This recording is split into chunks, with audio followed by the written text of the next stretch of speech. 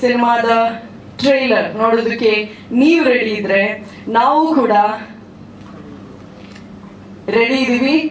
Ravichandran sir advocate Ravi Brahmavar ಆಗಿ Yuddhakanda cinema chapter 1 ಮೂಲಕ ಅನ್ಯಾಯದ ವಿರುದ್ಧ ಅವತಾರ ತಾಳಿದ್ರು.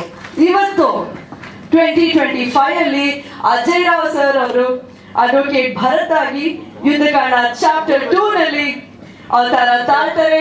ಈ ಒಂದು ಟ್ರೈಲರ್ ನ ಲಾಂಚ್ ಮಾಡಬೇಕು ಸರ್. ಎಸ್,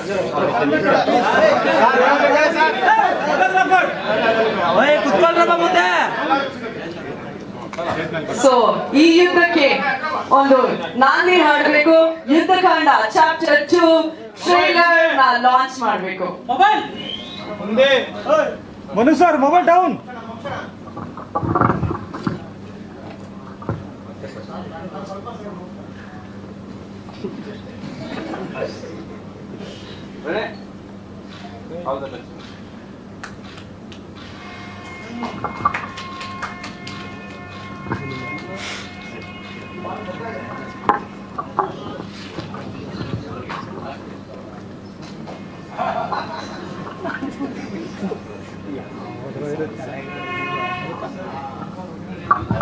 ಎಲ್ಲಿ ಆಡಿಯನ್ಸ್ ಒಂದ್ ರೌಂಡ್ ಚಪ್ಪಾಳೆ. Yuddhakaanda chapter 2 trailer launch please.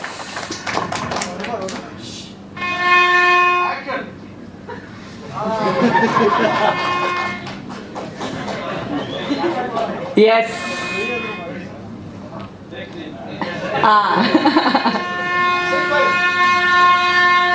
ಬಾ ಬಾ ಬಾ ಬಾ. ಕೃಷ್ಣ ಅಜಯ್ ರಾವ್ ಅವರ ಯುದ್ಧಕಾಂಡ ಚಾಪ್ಟರ್ 2 ಟ್ರೈಲರ್ ಪ್ಲೀಸ್. ಸ್ವಾಗತಿಸಿ ಕ್ರೇಜಿ ಸ್ಟಾರ್ ಹಾಗೇನೆ ಸ್ಯಾಂಡಲ್ವುಡ್ ನ ಕೃಷ್ಣ ನಮ್ಮ Ajay Rao sir. Sir please ಬನ್ನಿ. ಚಪ್ಪಾಳೆ ಸದ್ದು ಕೇಳಿಸ್ತೀರಾ? ಕಮಾನ್ audience.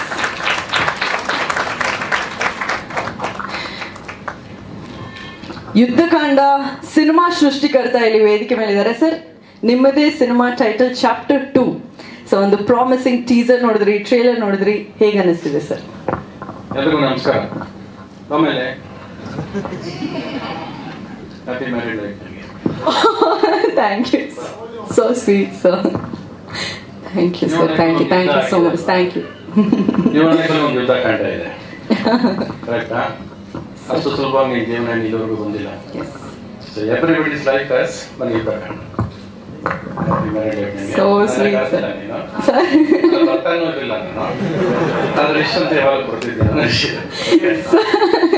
Thank you so much sir, thank you. ಒಂಥರ ಸೀರಿಯಸ್ ವಾತಾವರಣ ಅಲ್ವಾ? ಅದೊಂದು ದಾರಿ ಉದ್ದಕ್ಕೂ ಇಂಟರ್ವ್ಯೂ ನೋಡ್ಕೊಂಡ್ ಬರ್ತಾ ಇದ್ದೆ. ಎಷ್ಟು ಮಾತಾಡಿದೆ ನೀವು, ಭಯ ಆಗುತ್ತೆ ಮಾತಾಡ್ತಾ ಇದ್ರೆ. ಯುದ್ಧಕಾಂಡ ಏನು ಅಂತ ನನಗೆ ಪ್ರಶ್ನೆ ಸ್ಟಾರ್ಟ್ ಆಗಬೇಕು ಇಂಟರ್ವ್ಯೂ ನೋಡ್ಕೊಂಡು ಬರ್ತಾ ಇರ್ಬೇಕಾದ್ರೆ.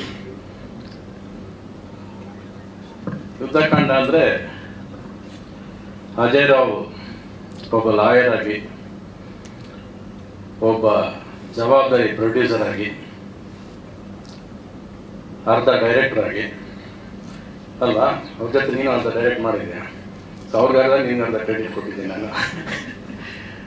ಆಮೇಲೆ ಒಬ್ಬ ಶಿಸ್ತಿನ ಸಿಪಾಯಿಯಾಗಿ, ಓವರ್ ಆಗಿ ಒಬ್ಬ ಫಾದರ್ ಆಗಿ, ಮತ್ತು ಒಬ್ಬ ಜವಾಬ್ದಾರಿಯ ಪ್ರಜೆಯಾಗಿ ಒಂದು ಕಾನ್ಫ್ಲಿಕ್ಟ್, ಒಂದು ಹೋರಾಟ ನಡೀತಿರೋದೇ ಈ ಯುದ್ಧಕಾಂಡ. ಕರೆಕ್ಟ್? ಅದು that is what is happening inside you. ನೋಡಿ ಎಷ್ಟು ಸೀರಿಯಸ್ ಆಗೋದು ಜನ ಎಲ್ಲರಲ್ಲಿ. ನಿನ್ನ ಆಸೆ, ನಿನ್ನ ಕನಸು, ನಿನ್ನ ಶಿಸ್ತು, ನೀನಲ್ಲಿ ಒಂದು ಜವಾಬ್ದಾರಿ ಎದ್ದು ಕಾಣಿಸುತ್ತೆ ಸಿನಿಮಾ ಮಾತುಕತೆಯಲ್ಲಿ. ಅದು ಆ್ಯಕ್ಚುಲಾಗಿ ನಮ್ಮಂಥವ್ರಿಗೆ, ನಾವು ಸಿನಿಮಾ ನೋಡ್ತಿರ್ಬೇಕು, ನಾನು 40 ವರ್ಷ ಸಿನಿಮಾ ಜರ್ನಿ ಮಾಡ್ಕೊಂಬಂದವ್ರಿಗೆ ಒಂದು ಭಯ ಪಕ್ಕ ಆರ್ಟ್ ಹೊಡ್ಕೊಳ್ಳೋಕೆ ಸ್ಟಾರ್ಟ್ ಆಗುತ್ತೆ. ಅಂದರೆ ಅಷ್ಟು ಪ್ರೀತಿಸ್ಬಿಡ್ತೀವಿ ಸಿನಿಮಾನ. We love the cinema so much. ಒಂದು ಸಿನಿಮಾ ಪರದೆ ಮೇಲೆ ಒಂದು ವೈಟ್ ಪರದೆನ ಪ್ರತಿ ಸಾರಿ ಒಂದು ಬಣ್ಣ ಬೆಳಿಬೇಕಾದ್ರೆ ಅದು ಆ ಬಣ್ಣ ಅಲ್ಲಿ ಹೋಗಿ ಮೆಚ್ಚಿಸ್ಕೊಂಡು ಬರುತ್ತೆ ನಾವು, ಒಂದು ಖುಷಿ ಇದೆಯಲ್ಲ, ಆ ಖುಷಿ, ಆ ಟ್ರಾವೆಲಿಂಗ್, ಆ ಎಕ್ಸೈಟ್ಮೆಂಟು, ಆ ಪ್ರೀತಿ ನಿನ್ನಲ್ಲಿ ಕಾಣಿಸುತ್ತೆ. I could see myself in you in so many interviews. ಇನ್ನು ಸಿನಿಮಾ ಐ ಥಿಂಕ್ ಮೋರಲ್ಲೆಸ್ ಸ್ಟೋರಿ ಏನು ಅನ್ನೋದನ್ನ ನೀವು ಆಲ್ರೆಡಿ ತುಂಬಾನೇ ರಿವೀಲ್ ಮಾಡಿದ್ದೀರಾ ಅಂತ ನನಗೆ ಅನ್ಸುತ್ತೆ. You already given in to the public what the fight is for ಅನ್ನೋದನ್ನ. ಆಮೇಲೆ ನೀನೊಂದು ಪಾತ್ರವಾಗಿ ಲಾಯರ್ ಆಗಿ ಕಾಣಿಸ್ಕೊಳ್ಳೋದ್ರಲ್ಲಿ ನಿನ್ನ ಪರ್ಫಾರ್ಮೆನ್ಸ್ ಮೇಲೆ ಎರಡನೇ ಡೌಟ್ ಇಲ್ಲ. ಇನ್ನು ಅದೆಲ್ಲ ಬಿಟ್ಟರೆ KGF ಅಲ್ಲಿ ನಮ್ಗೆ ಇಬ್ಬರೇ ನೆನಪಾಗೋದು. ಒಂದು ನಮ್ಮ ಯಶು ಬಿಟ್ಟರೆ ಮದರು. ಆ ಮದರ್ನ ಮತ್ತೆ ಇಲ್ಲಿ ಮರೆಯೋಕ್ಕಾಗತ್ತೆ ನಾವು, ಅಷ್ಟೇ ಪವರ್ಫುಲ್ ಕ್ಯಾರೆಕ್ಟರ್ ನಿಮಗೆ ಇಲ್ಲಿ ಎದ್ದು ಕಾಣಿಸ್ತಾ ಇದೆ. ರಾಜ್ಞಾ, ಎಷ್ಟು ಚೆನ್ನಾಗಿ ಭಾಷಣ ಬಯಾಟ್ ಮಾಡಿದ್ದೀನಿ ನೀನು, ಅಂದರೆ ನೀನು ಅಷ್ಟೇ ಚೆನ್ನಾಗಿ ಆ್ಯಕ್ಟ್ ಮಾಡಿರ್ತೀಯ ಅಂತ ಗೊತ್ತು ನನಗೆ. ನನ್ನ ಪಿಕ್ಚರ್ ನೋಡಿದ್ಯಾ ಹೋಗಿ ನೀನು? ಯುದ್ಧಕಾಂಡ ನೋಡಿದ್ಯಾ? ನಿಮ್ಮ ಅಪ್ಪ ಅಮ್ಮ ನೋಡಕ್ಕೆ ತೋರ್ಸಕ್ಕೆ ಮಾಡ್ತಿರ್ತಾರೆ. ಪವನ್ ಬನ್ನಿ ಸ್ಟೇಜಲ್ಲಿ.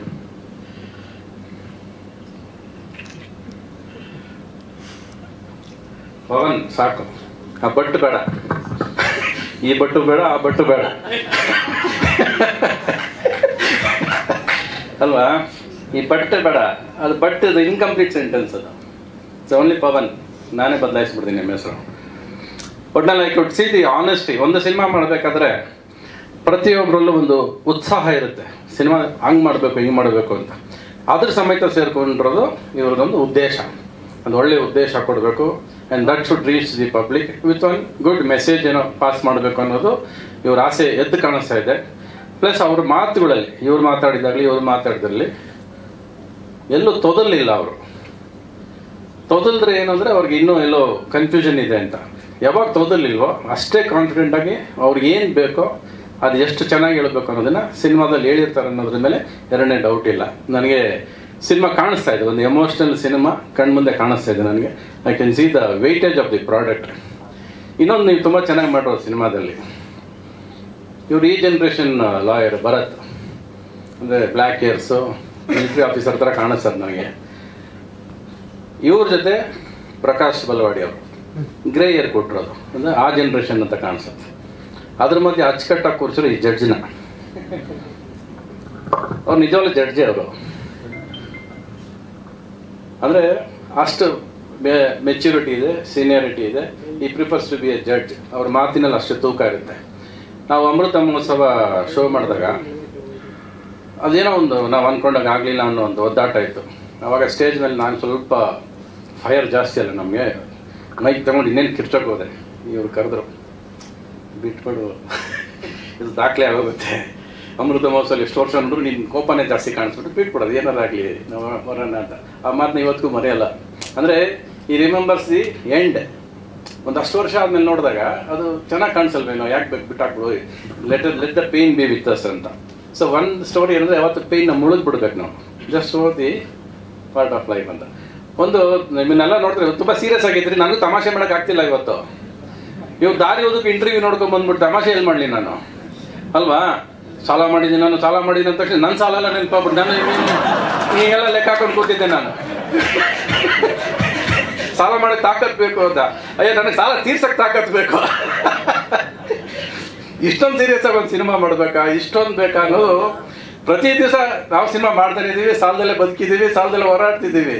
ಬಟ್ ಇವ್ನಿಗೆ ಯಾಕೆ ಬೇಕು, ಇಷ್ಟೊಂದು ಯಾಕೆ ಬೇಕು? ಓಕೆ, ಅದು ಅವ್ರ ಕಾನ್ಫಿಡೆನ್ಸು. ಸಾಲ ಮಾಡೋದಲ್ಲ ತಾಕತ್ತು, ಸಾಲ ತೀರ್ಸೋ ತಾಕತ್ತು ಕೊಡ್ಬೇಕು ಇವಾಗ ನಿನಗೆ. ಸೊ ಆ ಸಾಲ ತೀರ್ಸು, ಮತ್ತೆ ಸಾಲ ಮಾಡ್ತೀನಿ ಅಂತ ಹೇಳು ಬೇಡ. ಎಲ್ಲ ಅಷ್ಟು ದುಡ್ಡು ಸಂಪಾದನೆ ಮಾಡ್ಕೊ, ಅಷ್ಟು ಸಂಪಾದನೆ. Why struggle your life? ಯಾಕಂದರೆ ಕೋಟಿಗಟ್ಟಲೆ ಸಿನಿಮಾ ಮಾಡ್ಕೊಂಬಂದಾಗ ನಮ್ಮಪ್ಪ ದುಡ್ಡು ಹಾಕ್ತಿದ್ರು. ನನಗೆ ಆ ದುಡ್ಡಿನ ಬೆಲೆನೇ ಗೊತ್ತಿರಲಿಲ್ಲ, ಕೊನೆವರೆಗೂ ಗೊತ್ತಿಲ್ಲ. ಇವತ್ತು ದುಡ್ಡಿನ ಬೆಲೆ ಗೊತ್ತಿಲ್ಲ ನನಗೆ. ಹಂಗೆ ಬೆಳ್ಕೊಂಬಂದೆ. ನನಗೆ 100 ಟ್ಯಾಂಕ್ ನೀರು ಬೇಕು, ನನಗೆ 100 ಜನ ಡ್ಯಾನ್ಸರ್ಸ್ ಬೇಕು. ನಮ್ಮಪ್ಪ ಅದು ಎಲ್ಲಿಂದ ತರ್ತಿದ್ರು, ಹೆಂಗೆ ಮಾಡ್ತಿದ್ರು ಏನೂ ಗೊತ್ತಿಲ್ಲ. ಏನೋ ಮಗ ಕನಸು ಕಾಣ್ತಿದ್ದಾನೆ, ಅವನ ಆಸೆ, ಅವ್ನಿಗೇನು ಬೇಕೋ ಕೊಡ್ರೋ, ಇಷ್ಟೇ. ಅದರಿಂದ ಎಷ್ಟು ಸಾಲ ಮಾಡ್ತಿದ್ದಾರೆ, ಅವ್ರು ಎಷ್ಟು ಕಷ್ಟಪಡ್ತಿದ್ದಾರೆ ನನಗಂತೂ ಗೊತ್ತಿರಲಿಲ್ಲ.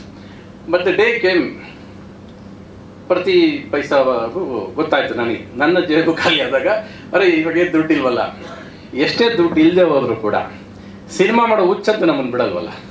ಸೊ ಇರೋ ದುಡ್ಡಲ್ಲೇ ಸಿನಿಮಾ ಮಾಡಬೇಕು ಅನ್ನೋದು ಕನಸು ಕಂಡಕ್ಕೆ ಸ್ಟಾರ್ಟ್ ಮಾಡಿದ್ದು ನಾನು. ಅಂದರೆ ದುಡ್ಡಿಲ್ಲ, but make money in what you have. ನಾಳೆ ಬೆಳಗ್ಗೆ ನಮ್ಮ ಹತ್ರ ದುಡ್ಡಿಲ್ಲ ಅಂದರೆ ಅಷ್ಟರಲ್ಲೇ ಸಿನಿಮಾ ಮಾಡೋದನ್ನು ಕಲಿಬೇಕು.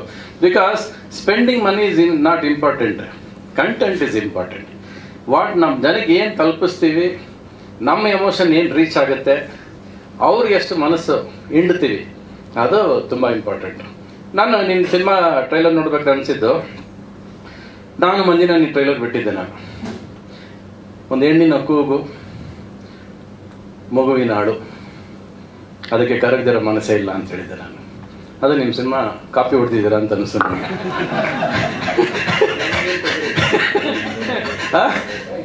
ಟೈಟ್ಲ್ ಅಲ್ಲಿಂದ ಕಾಪಿ ಹೊಡ್ತಿದ್ದಾರೆ ಅನ್ನಿಸ್ತು ನನಗೆ.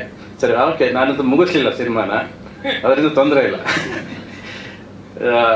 Nice to see a team with so much of dedication, with so much of heartfelt expressions. ಎಲ್ಲರೂ ಖುಷಿಯಾಗಿ ಸಿನಿಮಾ ಮಾಡಿದ್ದೀರಾ, ಖುಷಿಯಾಗಿ ಹತ್ತಿದ್ದೀರಾ ನೀವು ಅಲ್ವಾ?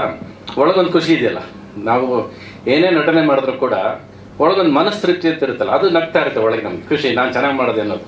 ಆ ನಗು ನನಗೆ ನಿಮ್ಮಲ್ಲಿ ಕಾಣಿಸ್ತಾ ಇದೆ, ತೃಪ್ತಿ ಕಾಣಿಸ್ತಾ ಇದೆ, ಇವನ ಮನಸ್ಸಲ್ಲೂ ತೃಪ್ತಿ ಕಾಣಿಸ್ತಾ ಇದೆ, ಇವ್ ಮತ್ತೆ ಮಾತುಗಳಲ್ಲಿ ಕಾನ್ಫಿಡೆನ್ಸ್ ಕಾಣಿಸ್ತಾ ಇದೆ, ಗೆಲ್ತೀನಿ ಅನ್ನೋ ಇದು ಕಾಣಿಸ್ತಾ ಇದೆ. ಇದಕ್ಕೆ ನಾವೇನು ಮಾಡ್ಬೋದು? What is the contribution? ನಾವೇನು ಕಾಂಟ್ರಿಬ್ಯೂಷನ್ ಕೊಡ್ಬೋದು ಅನ್ನೋದು ಒಂದು ಪ್ರಶ್ನೆ. ಅಂದ್ರೆ ಇವ್ರು ಹೇಳಿದ್ರು ಏನೋ ಪ್ರತಿಯೊಬ್ಬರು ವ್ಯಕ್ತಿನೂ ಸಿನಿಮಾ ಜವಾಬ್ದಾರಿ ಇದ್ರೆ ನೋಡಲೇಬೇಕು. ಇದು ಅವ್ರು ಹೇಳಿದ್ರು. ನಾನು ಇಲ್ಲೇ ಒಂದು 5 ಟಿಕೆಟ್ ಗೋಲ್ಡ್ ಕ್ಲಾಸ್ ತಗೊಂಡ್ಬಿಡ್ತೀನಿ.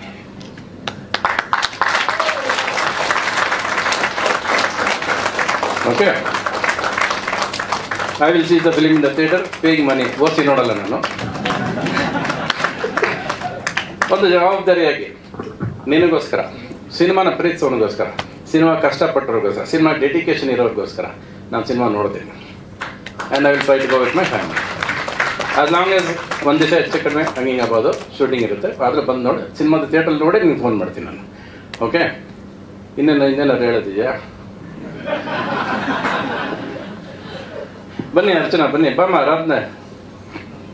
ಅಲ್ಲ ರೀ, ನಾನು ನಿಜವಲ್ಲ ಯಾವ ಇವೆಂಟ್ಗೆ ಹೋದ್ರೆ ಸುಮ್ಮನೆ ಖುಷಿಯಾಗಿ ಬಂದ್ಬಿಡ್ತೀನಿ. ಇದು ಟ್ರೈಲರ್ ಒಂದು ಎಲ್ಲ ಮಾತು